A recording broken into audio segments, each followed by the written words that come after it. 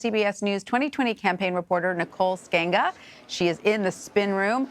Hi, Nicole. So you've obviously been in New Hampshire for months, speaking to voters, speaking to the candidates. How did we see the candidates tackle local issues on the stage tonight? We know that the opioid crisis came up, which is obviously a big problem there in New Hampshire as well as in communities across the country. Well, Tanya, you heard Antoine talk about how it was a good night for South Carolina, and it was really also a good night for New Hampshire.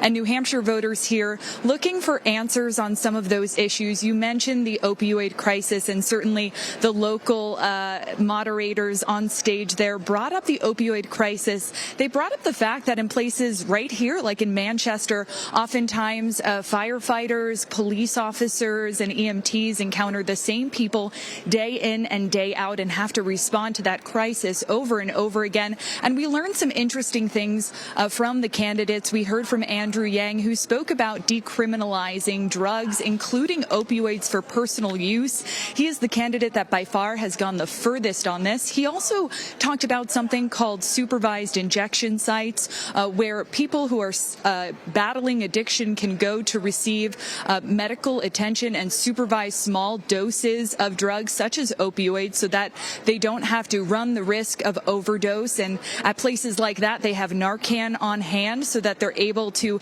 administer it to prevent overdose deaths. And research shows that that does contribute to less opioid-related deaths in places around the world. And so certainly that was an interesting conversation. You also heard from Mayor Pete Buttigieg, who discussed his support for the elimination of federal penalties and incarceration against those with drug offenses. You also heard from Minnesota Senator Amy Klobuchar, who spoke and defended her record as a Minnesota prosecutor as a strong proponent of drug courts as a way to handle some of the addiction crisis in her own state.